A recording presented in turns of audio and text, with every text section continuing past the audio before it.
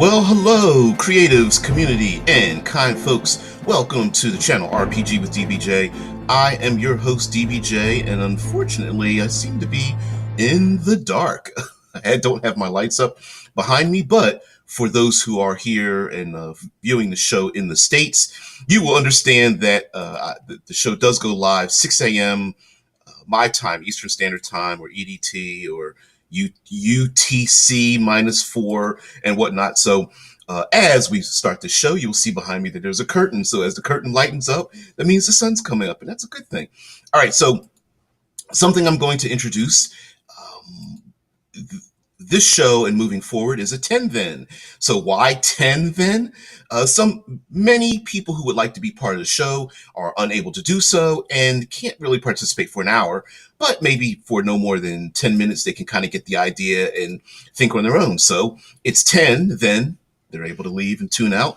And if they want to remain, sure, but after 10 minutes, they can get out of here and go about their personal lives. I'm not here to dominate their time. So what is today? Well, today is Monster Monday, and a number of things came together that had me going down a mental path, and I thought I would stick with that mental path. Hey, Red Dice Diaries, what's going on? Thank you very much for joining. So, to give you some context as to what we're going to talk about, whether the title, part of the title of the video being Fight, Flee, or Finesse, came about because someone made a comment in the comment section about, is save or die still a thing? Is it still a thing in role-playing games? Should it be? I.e., rolling the dice and seeing if your character literally is taken out of the fight permanently or for extremely long periods of time. Failing a roll from being hypnotized or charmed person, as one person mentioned, or falling down a pit and dying, or falling off a cliff and dying. This combined with something else that someone mentioned, a newcomer, but very active on Twitch, mentioned that we were talking about things that you cannot solve in role-playing games. And I translated to save or die as things that player characters cannot overcome, whether it be it combat or social or what have you. And should that be a tool in our tool chest? And the person mentioned, well, I don't really expect people to change my world. I just expect them to live in it. And so now we come all the way back around, and I say, you know what, I think this is something we can talk about for the entire week. And today we're going to talk about some of our top monsters, whether we make them up, whether they're in fiction or fantasy, mythology, science fiction, or just plain old some of our favorite Dungeons and Dragons monsters. And I'm talking about the monsters that are the best at and elicit the best reactions from fighting, fleeing, and finessing their way around a situation, be it the monster finessing their way out of a situation or PCs finessing their way around that monster. And I'm going to bring up something. It is a religious prayer, but it will frame our context all week long as we do each day. A Monster Monday, Trope Tuesday, World Building Wednesday, Third Pillar of Exploration Thursday, and of course Future Friday. And that is this prayer. Now, just hear me out here. This is a non-religious identifying channel, but this prayer is very important for our concept. And that is, God, grant me the serenity to accept the things I cannot change, courage to change the things I can, and the wisdom to know the difference. I know many of you know or know variations of that. It has been adopted into like Alcoholics Anonymous, and it has modifications. And I read the blurb from Wikipedia, so it has a long history involved in it. And it made me think about, like, is this it sounds like to me a very simple foundation in role-playing games that I really love. And that is the idea that, do we say and fight? Do we push our way through? And fighting doesn't necessarily mean drawing swords and doing battle, but it's like, there is a problem in front of us. We're going to be psychologically and physically hurt, limited, drained? Do we push forward? Do we, if when there's a brick wall, do you punch through the brick wall? Do you take tools and hack away and chisels and hack at the brick wall? Do you take a battering ram and run through the brick wall? Or do we climb over it? Do we try to scale it? Do we try to come up with a creative way to use ropes and pile ourselves into a little pyramid and climb up the top? Or does one person stand at the bottom, caked in mud, to lift another of their allies over it? Or do we just go around it? Do we ignore it? Do we say, yeah, that's a problem we don't want to waste our time with? We don't have the time or energy or resources. You guys know I bring that up a lot, of TER, time, energy, resources. But I think there's even more to it. Do we want to spend the psychological clout that we've earned to confront this problem? Maybe it's better if we just leave it alone. Let's go the opposite direction, or let's go so far out of our way that climbing the brick wall is not a problem. So Monster Monday is, to me, today we're going to talk about some of our best monsters, or ways to modify our monsters, or monsters being enemies, being adversaries. They can be human beings too.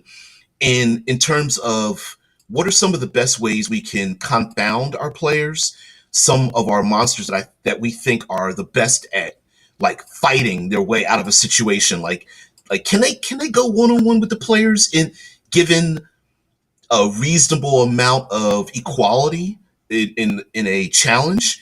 What are some of their best tricks to get in and out of a fight? Are there socially, which monsters are some of the best that can charm their way out of a situation and things? Oh, hey, Dylan Williamson. Hey, glad you could join us. There's plenty of content in our archives you can take a look at, and glad to have you here. So, are there monsters that are really good at the social part of it?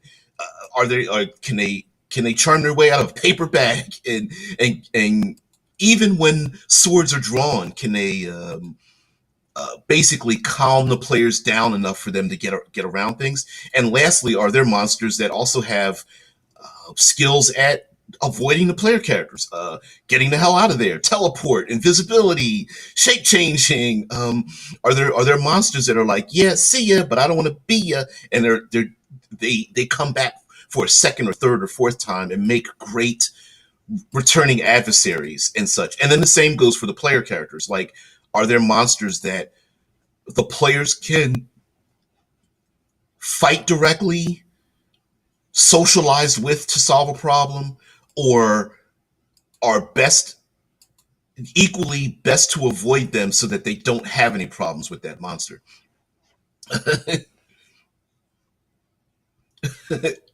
Dylan's like, thanks, bro. What are the rules here so I don't piss you or the other fans off? There are no rules, except treat every.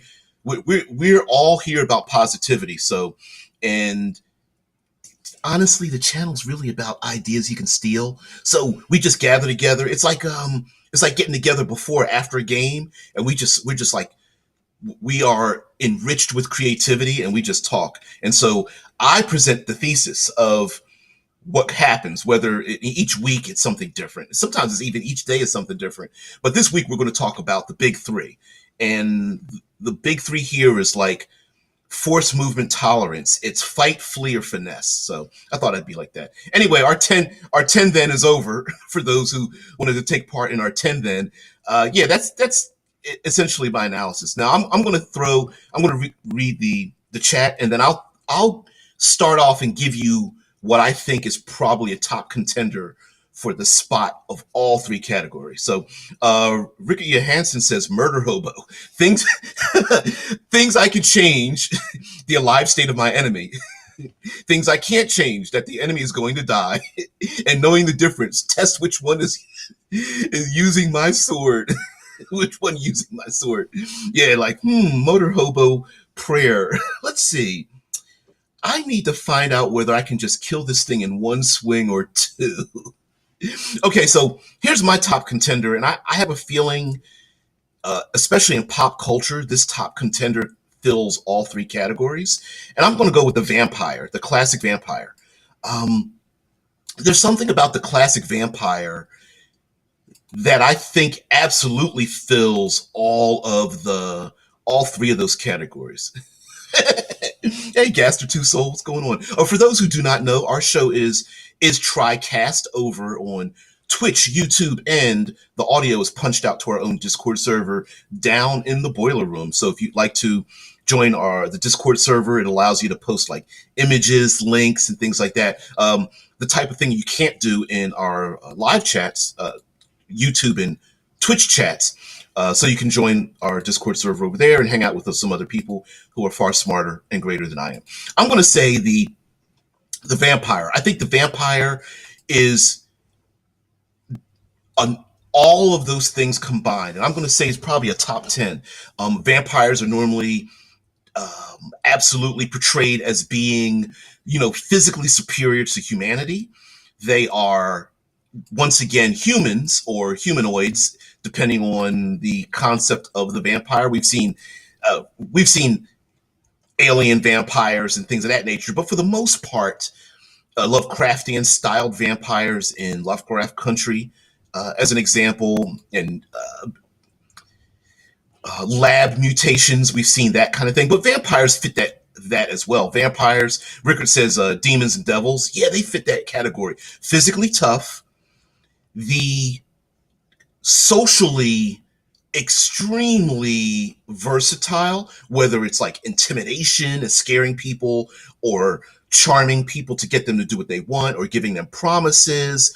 Um, uh, the ability to lie and finagle their way through situations or to elicit, to play on people's fears or desires, and then also the ability to get the hell out of there, like vampires that can turn into bats or mist or a wolf or darkness. Demons and devils are the same way, that can disappear in a puff of smoke, or they can appear as physically imposing or as uh, sexual gravity in many ways, or offer offer a choice that an individual can't refuse. They can become wish generators. I can give you what you want if you do this thing for me, or I'll threaten your family if you don't do this thing that I ask you to do, or you want to live forever? You really want to live forever? Just allow me to give you the embrace, the kiss, and whatnot. So I think vampires really fit that category of like fight, flee, or finesse their way out of a situation, and the same for people who conflict with them. There is the I want to physically fight the vampire or demon. There's the we need to get the hell out of here and run from them. And then vampires, and to a slightly lesser extent, demons and devils, like fiendish creatures, have a strangely cool set of weaknesses that players can use. Like vampires, to me, I think are really dynamic because they have a lot of pop culture weaknesses, kind of mixed and mashed together through mythology and history and things of that nature, that allow players to, like, go, oh, well, daylight's coming. That might be useful. They might be scared of fire or religious symbols or symbology, either in a location or physically harmed by it. There's the holy water thing. There's the cannot be come inside unless they're invited. There's the not being able to be seen in mirrors part of it. There's the animals, like pets, like dogs and cats going crazy, and animals going crazy when they're around, like horses. It's all that together. So getting into the chat, Dylan says, Discord, should I join? Might as well get ready for Dice Gods. I've been poor at my rolls. You're all right. Yeah, join on it. Maybe it's like rubbing my head for luck. Red Dice Diary says, I would suggest some types of dragon as well. Nails in a fight. They have flight, burrowing, etc., to flee or get out of a dangerous situation. But they're also vain and social enough for the finesse category. Yeah, I think this is one of my. This is just my. I'm going to reveal my own pet peeve. Um, my own pet peeve is that I think the Tarask in classic Dungeons and Dragons, the big kaiju monster, I think is given a little bit too much. I don't like the fact that it's like a top tenor. I think the Tarrasque is kind of a rather very low, if shouldn't be kicked off the top 10 list for me, because it's not very dynamic and they don't really give it too much dynamism for me to consider it a top tenor. Um, Rickard says, like, as a non-supernatural example, a mafia group or evil lord or lady. Yeah, and like I said, humans adversaries. Yeah, it's Monster Monday, but it's adversaries. It's people you have conflicts with, and we tend to put the human beings or the humanoidish beings in the back burner, usually as like subject to other monsters or entities. But you know, humans being in league with demons is one thing, but I like the human being that controls the fiendish creatures as well. Yeah, are they playing with fire? Hell yeah, but why not? Gaster Two Soul says, so I think we have all heard about shadow monsters, right? A monster that blends into the shadows and snatches up PCs. No big deal. Well, I have something called a day blighter. A day blighter are somewhat like shadow monsters. However, they do not blend into the dark, but blend within the light. I love doing twists, things like that. I had a similar idea too, but because we think the same. And so this means the PCs have to hide within the dark and shade in order to not be attacked. I like that. I love monsters that have like a tactic or a technique or something that players have to finesse their way around. And I think I'm gonna go out on a limb and say I'm the first to call these puzzle monsters. Yeah, Red Dice agrees with me. Like the Tarrasque is one of my least favorite monsters. Yeah, it's pretty much a blunt object. I wish it.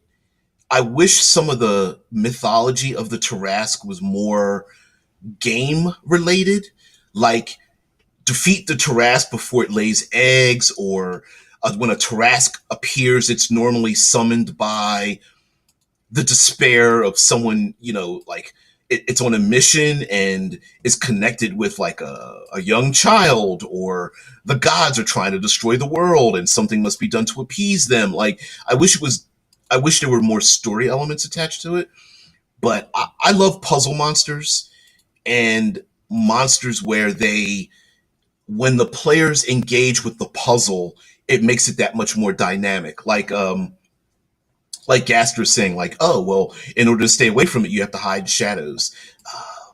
For some reason, I'm thinking of the movie, the Vin Diesel movie. Is it? Ooh, wow! Now my brain went. Total Eclipse, Darkness, uh, um, Alien Planet, Sun Goes Down, monsters come out that can't see, that have like a radar. Come on, you guys know. You know what I'm talking about. Uh, I like things like that because you can add a bunch of like tension timers, pitch black, woof. Every other movie and TV show except for the one that made sense. And I'll get to your comment in a minute there, Tesla, in the Discord. Yes, Pitch Black. Pitch Black is the movie, and where you have these. On the surface, you have monsters you've got to run from, right? You got to flee. They're coming out of the woodworks. You don't know what they're after. They're coming out the feed, and you realize, okay, well, we have to survive. During the period of time the sun goes down, you find out that the creatures really can't see you, but they can like use radar to detect where you're at. And so if you stand in its blind spot, it can't be seen. You can't be seen and stuff. I love things like that, and I wish we had, or I wish we had a mechanism to create more puzzle monsters. Yeah, the Riddick series. Yeah. Well, the entire Riddick series actually has a lot to do with that too. Gaster goes on to say, says, I'm sorry, what did I hear about sexual gravity? Do we need to have a talk? Yeah, I threw that in there. No one knows that except you. You know what I mean? Seduction monsters, the ones that are like, that monster's so evil, but looks so cute. Ooh, I could just eat it. Yeah, not well. The succubus and incubus kind of fit in that category, but vampires fit in there. Most most, if not all, fiends kind of fit into that category when humans deal with them, either because they have a seductive voice or something. Yeah. Gaster's like, well, I hate to say this, DB, but people love giant monsters. Why do you think King Kong and Godzilla came out so recently? Which I did get to see. I didn't go to the movie theater. I saw it at home, but childish love for that movie. It's really good. In a very childish kind of way. I love it. I hate to admit it, but people want to see giant monsters squishing people beneath their feet. And you are right. I don't think the thoracic should be removed. I just find that it's not very dynamic. It's like it's a big monster that's hard to hit, and then of course the counter monkey axiom, the spoony axiom is if you stat it, they will kill it. So I mean, you go on a ton of people's channels, and they have like, we did a Terras Smackdown. We got 6 20th level characters to see what we could do. We're gonna kite the thing, and then you're just like, well, once you get down to a single character with flight, or an Aarakocra with a magical crossbow or a bow or something, can take one out with a couple hundred hits or something. It's just like, yeah, you get rid of you get rid of the energy, the mythology, and something of that nature. Anyway, Tesla says this is taken from Star Trek Adventures, Chapter 10, Creating Encounters. Solutions use command and diplomacy. Oh, red solutions use command and diplomacy to solve an encounter. Many tense standoffs between enemies are diffused over view screen negotiation. Yep, it's not always altruistic either. Convincing someone you have the upper hand when you do not also falls under this type of solution. Yeah, it's the gambler's solution, right? Like, it's not always about making friends with the monster, but it is, we've got a bigger weapon than you, or we can threaten you more, or do this thing and you won't get this other thing, like bribery slash extortion to get out of the situation. The second part goes on to say the science of Starfleet is a major component of blue solutions. Technological solutions abound, but sometimes the tech needs to be remodulated or prototyped or otherwise engineered to fix a problem. Blue solutions also include sneaking into or out of an encounter and other clever ways of avoiding violence. And that blend, the flee and finesse part of that comment blends the two together. Like, on one hand, maybe you're trying to sneak away from the big bad, right? But on the other hand, maybe you're trying to do something very creative, whether it is throwing a tapestry over the guards and so they can't see us leap out the window, or climbing, jumping, running. Maybe more physicality is involved to get out of a way, or hey, we need to get across this ravine because the winter wolves are bearing down on us, and their howls are calling even more than we can't stay and fight. And someone's like, oh, well, we can't go across the ravine. We'll get trapped down at the bottom with the frozen water or something. Hey, why don't we knock a tree over and run across the tree trunk, and then push the tree trunk down into the ravine so the winter wolves can't chase us? And it's it's the parkour, free running, you know, Assassin's Creed thing, running across rooftops to get away from the city guard because they've let off the bells or horns or whistles or something to go after the PCs. And then lastly, what Tesla put into our Discord, sometimes action is the best way out. Gold solutions come when the shields are up and the phasers are locked. Away teams also get into tactical situations that require some fast action and risky maneuvers. Starfleet crew members rarely look forward to combat, but they have been trained to handle fights that are unavoidable. And thinking, for me, I like these 3-part monsters because they make really great lieutenants. I think another one that fits up there in the top 10 is a hag. Hags can offer player characters like potions, and either they can cast or dispel curses. They have, you have the proverbial hag's milk.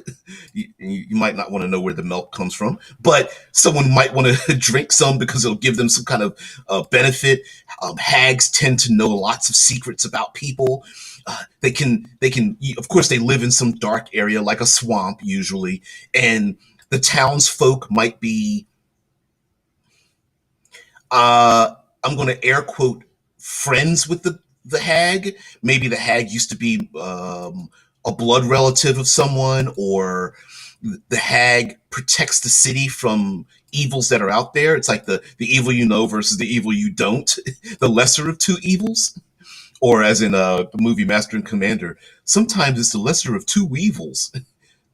Weevils being an inside joke, but the the the hag also has pretty reasonable physicality, shape changing. Usually has some kind of claws, depending on which hag you're talking about. I'm mixing them together, and hags tend to have a pretty good way of escaping and surrounding themselves with a lot of allies, or at least, or maybe specifically like dominated allies, maybe as well. Like monsters, maybe they've given birth to those monsters either through magics or from their own. Um, they've physically given birth to them, or maybe a hag is like a corrupted magician or hedge mage or something like that. They had to leave, and so there's interpersonal connections as well.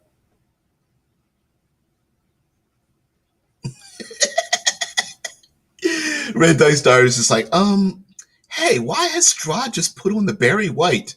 Do do do doom, oh yeah, doom doom do do do doom. Hey, adventurers, you might want to come into my room. Oh yeah, black and ivory silks blowing in the soft wind. starts unbuttoning his sissy frill shirt and stuff. PCs are like, what? The barbarian and the bard are like, you wanna? Yeah. Oh yeah. Oh man. Gaster Two Soul says, I always went with this idea. If a monster is unkillable or full of so much plot armor that it makes some anime characters look like their life is on the line, then it'd be unsuitable or unusable. I think that any monster, no matter how powerful, should have a possibility of killing it. Sure, the percentage might not be high or easy, but I believe it's always interesting to watch how a campaign goes if the villain was somehow successfully killed. And that's that weird balance, right? Like, there are times I think we want to have situations where the players just cannot kill the thing, right? It doesn't matter what you throw at it. It's the Terminator concept, right? The movie Terminator, the very first one with it. Over and over again, they said it just cannot be stopped, and they keep throwing more and more things at it. Bullets and shotgun blasts and car accidents, and then oil tankers, and it walks out of an oil tanker with his flesh burned off, and you're just like, this thing can't be killed. But then it does get killed, right? Like it's finding out the key, the puzzle it takes maybe to destroy the thing. But I also think and like I said, I don't know if there's an easy answer to this. I think there is the idea that the players need to come up with a creative way to deal with their situation. For me, I think is far more rewarding, but it means putting players in a position where, had I not had the conversation with them, they may feel like I am railroading them. Like, no, you can't kill the creature. And then they start, they do the pouty mouth, fold arms, and you stupid. This game is stupid. I can't, and you're like, well, no, you can kill the thing. You're just going to have to figure out how to do it. One of the easiest ways is with like, old school OSR is monsters that can only be killed with magic weapons, right? They're immune to everything except magic weapons. So what the goal might be, avoid the monster that can't be hurt, like a werewolf, I believe at that time, to find the magic weapon to then do battle with the monster, right? Now you have the key, as if you will, you found the key to unlock or the last piece of the puzzle to finish what needed to be done, you know?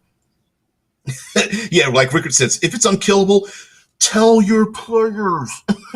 um, Honestly, I would. I think the best course of action, like Rickard just said, is, you know what? Just be meta about it. Like literally tell your players, and yes, you can do this in game. Like, hey, fighter, you've seen this in the books, or hey, wizard, you've read this in class or something when you were in back in wizard school or whatever. This thing cannot be killed.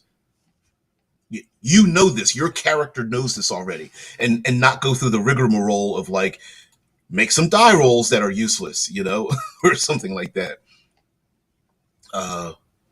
Uh, Red Dice says, I find the historical Tarrasque dragon creature from France is much more interesting than the D&D version. I didn't know there was such a thing. Rickard says the problem with puzzle monsters are that there's a lot of save or suck aspects to them. Beat the skill check or have a bad time. Yeah, I mean, I agree. Like a good puzzle monster capability is swallowing a PC, right? Or like a spider with a web or something where they are save or suck mechanisms, like being trapped, paralyzed, swallowed, um, uh, uh, hypnotized, turned to stone, like those things. And the person who fails the puzzle is the one that usually ends up having the worst time, right? Like, oh, I'm stuck in the web. And everyone's like, well, we're going to keep beating trying to beat the spider's ass. And the player's like, could you get me out of the web so I can kind of have fun with you guys? And they're like, I'm too busy beating ass. I don't have time to waste my bonus action on you. Huh, you shouldn't have got caught. I mean, there can be a little bit of that involved in it. But I like a monster that is super swift and you have to figure out a way to lock it down, or turns it immaterial. You have to hit it when it comes into the physical realm, even though you can see it passing through walls or something like that. Red Dice brings up ropers. I'm gonna read your comment in a minute, but ropers, cave fishers, chokers, assassin vines. Those are the only ones that come to mind. Sorry. Gasper Two Soul says, so the idea of a Tarrasque, if I said its name right, would be most likely less used or not at all used if it is unkillable or undefeatable no matter what. However, I enjoy chaos and improv, unlike many DMs, so stuff like derailing a campaign does not bother me. And like the Tarrasque is the proverbial world killer creature. So, and if you insert a Tarrasque into a game world where the players are, say, 10th level, 8th level and below in Dungeons and Dragons, it's could you defeat it at 10th level? Maybe. Okay, 6th level and below. I'll do that. I'll be safe. If you insert one, technically it's unkillable, right? Or so hideously, the resources it would take for the players to kill it makes it nearly unkillable. So then it becomes a thing where it's not the idea of killing the thing, it's living with it, right? This is a problem you can't solve on your own, but you can solve the situations created by the thing. So, for example, having a game world where there's a Tarrasque running around, maybe the point is not to kill the Tarrasque, but to deal with a world where there is a Tarrasque. I didn't want to get us too far ahead because we're going to do that on World Building Wednesday, where we come up with like situations where we're going to create a world where on one hand you can fight, on another hand you can finesse, on another hand you can flee. And what kind of worlds, or what kind of world can we create where each of those three are possible, or we block it off with a brick wall? You know what? The Tarrasque running around in this world, you can't kill it. That's the whole point. You can't kill it. Nothing has been able to kill it. Your job is to survive in a world where that happens. So but that's further down the week. Yeah, but you guys are always ahead of me anyway. So yeah. Red Dice Diary says we had a roper recently in my OSE game Old School Essentials is, I believe, is the title for that. The fight solution was to hack it, but only with magical weapons. The PCs went down this route, but only half of them had magical weapons, so they lost a character, and had to flee. The finesse solution that the Ranger initially went for was to sneak past it since the creature was dormant. Because the creature can barely move, you've just got to get out of range of the tentacles. Yeah, the like Roper. If you guys don't know this, Ropers and Piercers are the stalactites and stalagmites of the Dungeons and Dragons world, where the Roper is the stalagmite at yeah, stalagmite on the ground, and the stalactite is the piercer that drops, looks like a pointed rock, and it drops down and pierces a PC and sucks their blood and stuff like that, and slowly climbs back up to its perch. And ropers, if you just get the hell out the way, it's a great way to get around them. I think any monster that has a reach through something, but it can't move, but you can't get to it, is a great puzzle. Like going down the narrow corridor of a dungeon with locked dungeon gated doors, and there's undead reaching out. Right? Everyone wants to stay in the middle because you don't want to be grabbed by the hands. But a situation might force, like you might have to walk single file, or you might have enemies that might be confronting you, and you push the enemy into the undead hands instead of yourself or something. That's a third pillar thing, the exploration thing, with using the environment. But that's a great idea. Walking across the iron grate with tentacles coming out from below, or being on a boat with tentacles reaching out from the water and trying to snatch people or something, or going through a sewer system with rooted plants reaching down from above, and you have to duck down into or under the water to get away from the thing. But if you can't hold your breath only so long. So I like those finesse aspects. Anyway, Red Dice Diaries continues and says, because the creature can barely move, you just got to get out of range of the tentacles. And Rickard says, I guess, part one. I had an encounter where my players couldn't win by killing the monsters. The monsters had been sealed away, but the seal had been broken. So the idea was that the players had to replace the seal. I love the monster spill, the overflow idea, because on one hand, it allows the player that gets to beat ass, right? You're like, oh, there's monsters spilling out. Great. Bang, bang, bang. You know what I mean? They get to feel like a badass, while the other players who might not be as ass beating get to join in by trying to close the seal of the monsters spilling in the first place, technically making them more effective while dealing less damage. So I love that monsters are doing a thing, but you have to stop the thing because of the thing. There's also like changing the dynamics. And yes, I'm flowing into Thursday for Exploration Thursday, but going across Rope Bridge and you're attacked by goblin riding pterodactyls or something, or kobold riding bats or whatever, right? You know what I mean? It's we're in a dangerous situation. We need to hurry up and get to a narrow pass or something that puts them in the weaker position and puts us in the greater position, right? It's the opening of the movie 300.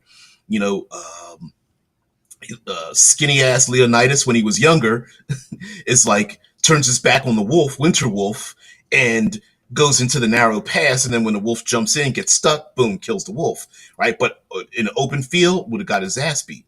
So yeah, although I should have kept wearing that fur. Yeah, I guess it would have rotted by the time he became an adult. But whatever, he looked cool as hell with everybody kneeling down to him. Anyway, Rickard goes on to say, part two, outside the sealing chamber, there was a plaque listing 40 names of the heroes who had died sealing the monster in the first place. One of the PCs recognized some of the names of the heroes. Ooh.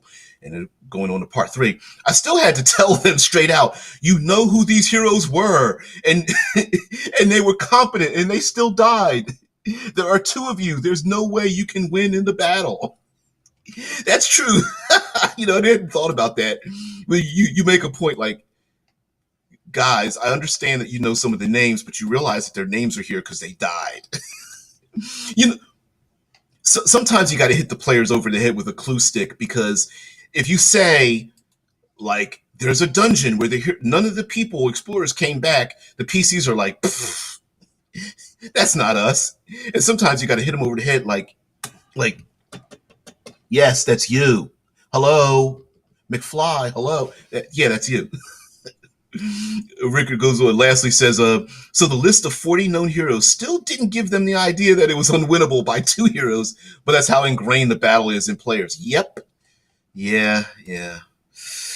That's unfortunate.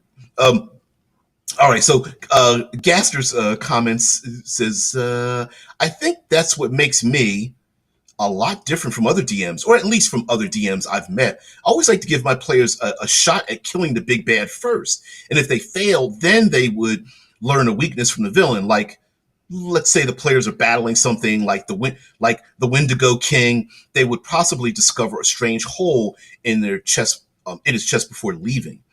But minus that ego stroke, I believe leaving clues to a boss's weaknesses, leaving a clue to a boss's weakness within the dialogue or description would allow the players to connect the dots and allow them to work as a team to figure out how to kill these monsters with their hidden weaknesses revealed within a description. And, like, we tend to use the video game terminology, like the big bad, evil guy, the boss fight, but really intricate and memorable boss fights tend to have lots of levers to pull, right? Like, to kill the boss, you have to time it a certain way, or of course you've always had to uncover the particular weapon to kill the boss, or the boss monster flexes or moves or pauses before doing a particular action. It's the classic, before the dragon breathes fire, they take a deep breath and expose a weakness or a missing scale or its vulnerable throat or something. Like, it's that kind of thing. And a lot of times in like movies and television, they, through description, either because someone read it or they've shown it to us or they've done the Chekhov's gun thing, right? They foreshadowed it. They've already shown us that the dragon has a missing scale piece, and of course someone's going to shoot the black arrow, the arrow of slaying, I'm thinking of Ralph Bakshi's version of Lord of the Rings. But anyway, The Hobbit and Lord of the Rings. But anyway, I think maybe sometimes we have lowest common denominated a lot of the big bads into, okay, you guys are going to go Nova on it. It's going to try to destroy you. Let's roll some dice, as opposed to, you guys know you're not going to win unless you discover the weaknesses first. And the weaknesses don't need to be physical. They could be psychological, like Dracula being upset when Dracula's brides have been attacked, or it could be the words spoken, like in making a monster get enraged and forget about its finesse abilities, getting a vampire enraged so it forgets that it can charm or shape change, or that daylight's coming, or something of that nature, causing a monster to chase one or more members of the group so that someone can go behind it, getting the fiendish creature to chase you into a pentagram and finally getting trapped inside of it, or something of that nature. And I think that's the way why I'm going to bring up random encounters, even though that's not really what I wanted to talk about this week. But I think sometimes random encounters, we get the eye roll from people because we're like, oh, random encounters, eye roll. Okay, you turn the corner, there's a random monster in front of you, rather than placing the monster within the narrative in the way the narrative would most appropriately place that monster in there, and thereby giving clues maybe further on into the adventure, or that monster's interaction with that maybe small time, minor, random encounter gives a clue as to the bigger encounter. Like, let's stay on the mechanism of dragons, for example. And you have random encounters where there's all kinds of dragon-like monsters, and you decide to use worms, WYRM, wyverns, drakes, serpents, lizards, uh, pseudo dragons, fairy dragons. Like, you have everything except the big, the king ancients of dragons. And the PCs fight a wyvern, and you explain to them, like Gaster was saying about within the description, that the wyvern is starving and struggling to eat, and it's missing some of its scales or something. And the PC's like, "Oh, can I take advantage of that?" And you're like, "Yeah, sure." And then maybe they put that knowledge in the back pocket, like, I wonder if we fight other dragons, whether we could aim for the weak spot. Same thing with vampires, right? Like, a lot of times in vampire stories, if there's more than one vampire, the weaker vampire spawn tend to be a lot more stupid, and they fall for the holy symbol against the forehead, the sprinkled with the holy water, and they start to burn, the accidentally opening the window or door and being burned by daylight, being scared of fire, not being able to run into a home where they haven't been invited. And the PCs are like, ooh, oh, the protagonists are like, yeah, that's right. If we run back home and they haven't been invited in, we can be safe. And then, of course, the vampire comes to the house, asks, the parents, can they come in? And the kids are like, no. And the mom's like, sure. Billy, come downstairs. Your coach wants to talk to you. I don't know why I got vibes of like Lost Boys or something in my head, but you get the point. So I think some other top monsters, because we really haven't listed too many of them. Hags, vampires, dragons fit in there. Fiends fit into that one. The I like the ogre magi, the oni, the ogre magi. I think is a great lieutenant style combination, physically imposing, magical, a lot of magical Swiss Army knifing with like shape changing, couple of blast abilities, things of that nature. Also smart enough to charm its way out of a situation. The Rakshasa is a classic one today as well. Rakshasa might not be as physically imposing, except for like the resistance to magic. I think it has, especially with mid to low level characters as well. Like Mufa says, Cthulhu, pretty much the only way to beat that is to seal it away. Yeah, you shouldn't. You should never stat Cthulhu. It's just you just have to live with it. So that's all. Rickard says, so back to today's topic. The finesse monster always have one of the other two outcomes as backup. Is there any monster that just have the finesse option? Ooh. That's a good question. Okay, so are there any monsters that are only have the ability to either navigate their way socially or navigate their way creatively in and out of a situation, but really they don't have a really good ability to flee, and they aren't physically imposing? I'm going to say, top of my head, I'm going to say there's some fey creatures that are like that, where they don't have a very high physical combat element to them, and a lot of them can flee pretty good though. If they've got like shape changing, charm ish type abilities, there's a lot of fey creatures that also have the ability to get the hell out of it, like invisibility, teleport, misty step ish kind of abilities, etherealness. So I don't know. Wow, that's a good one though.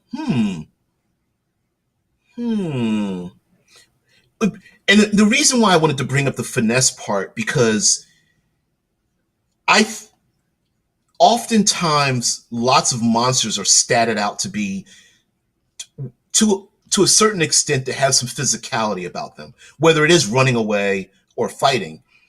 But I think what makes a really dynamic monster interaction is if the monster themselves are very creative. Now I know kobolds fill the minion with tools, the minion with traps idea, that like kobolds have like falling rocks and they set up traps and poison darts and things of that nature. But I don't know. I feel like there should be a lot more monsters that like when they try to get away from the player characters, they're slamming doors behind them and dropping nets and alerting other monsters, or they've got a they have two or three backup plans to get the get the hell out of the situation so the player characters don't go after them. I suppose monsters with layers kind of counts that way as well. I believe if the layers were a little bit had a little bit more dynamic parts to them, allowing the monsters to hide or maneuver in their lair in a better ability than the intruders, or the lair can like can waylay the characters so the creatures can get out of there, I suppose. Ooh, um, Raspalicious says, hi, does Flea include chase sequences? I would include that. Hell yeah. Yeah, Raspalicious goes on to say the exact same thing I was thinking. Like, it's so hard to find good chase sequence rules. Yeah, well, first of all, we're gonna put that in our back pocket. If please join us as we go along this week, because chase sequences, like talking about the finesse fight or flee thing, is it's hard to find those rules because I think sometimes it's hard to make it interesting and like badass to do the thing, right? Like, I mean, we see it in our media where whether heroes or villains are like running, jumping, driving, horseback riding, wagon, the Indiana Jones punching people in the throat and falling off of tanks and trucks and things of that nature. The classic westerns where there's always a wagon and there's people like dangling off the side, jumping onto one of the horses in the front, almost getting trampled and sliding underneath it. And I think that's really cool in chase sequence, chasing a villain down, or the hero's running away from a villain that's chasing them through a city or over rooftops or through alleys or down in sewer systems or something. I just think atop a train. Yep, trains, anything that moves. Boats are really cool too. Airships. Yeah, man, all the fights on trains, on the top of it, hanging off the side, being dragged underneath it, that kind of stuff. Yeah. Red Dice Diary says ghosts and spirits that can't physically affect the material world are bound to a particular place. Talking about a finesse creature, you can't. It's immaterial, so you can't physically hurt it. It's bound to a location, so it can't run. But the only way to deal with it is through finesse, talking, the social things like deceptions, persuasions, seductions, bribery, threats, extortions, things like that, and also like a ghost or spirit could be the impetus to create something else. So the ghost or spirit might be causing some other events happening, but the only way to stop those other events is to plead or somehow absolve the ghost. And here's the other finesse way: if you're not doing something social, we know that ghosts and spirits need to be like laid at rest. So it might be fulfilling the thing that the ghost hasn't been able to fulfill in life.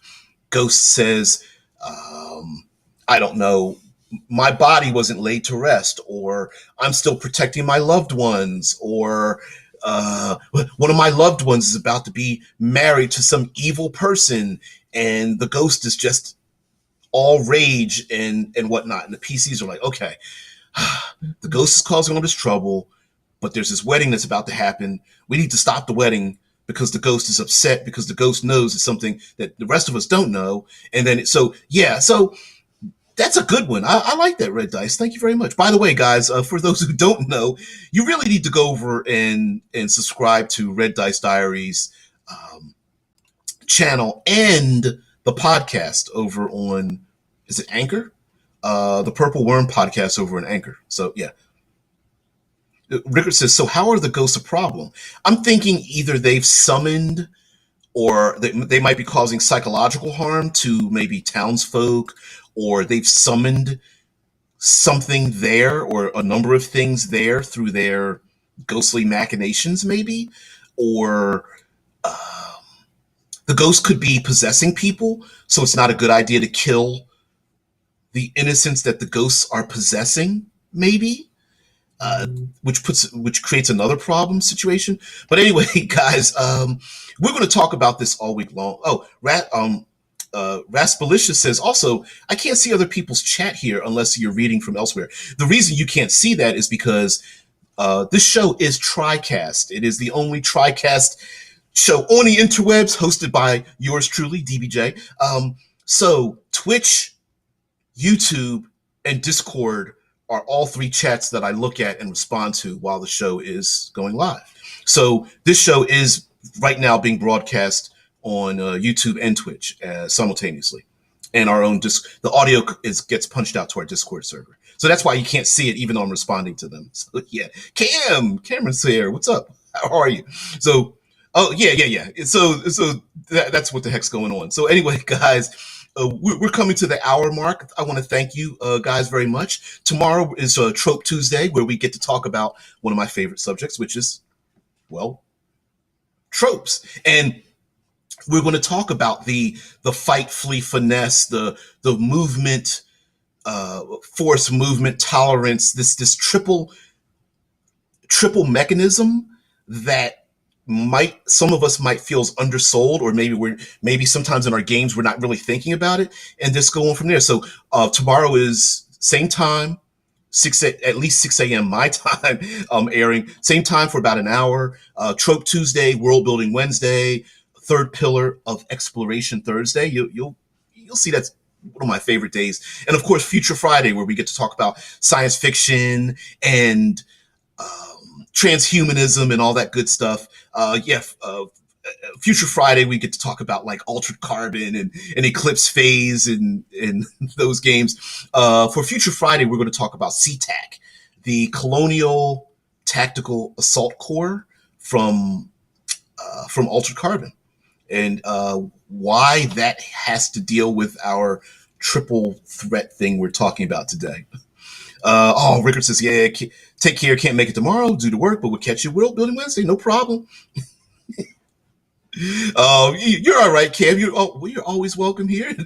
Playing Legend of Dragoon, lost track of time. You are all right. Anyway, guys, thank you so much for joining me. I really appreciate it. It's just it's cool. A number of people are finding the channel.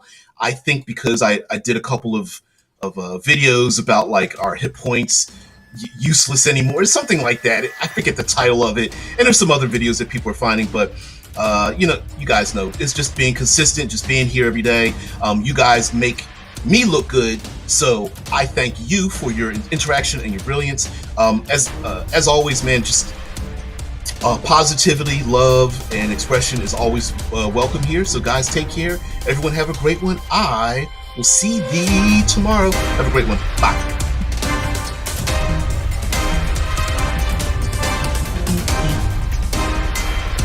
See you. Take care.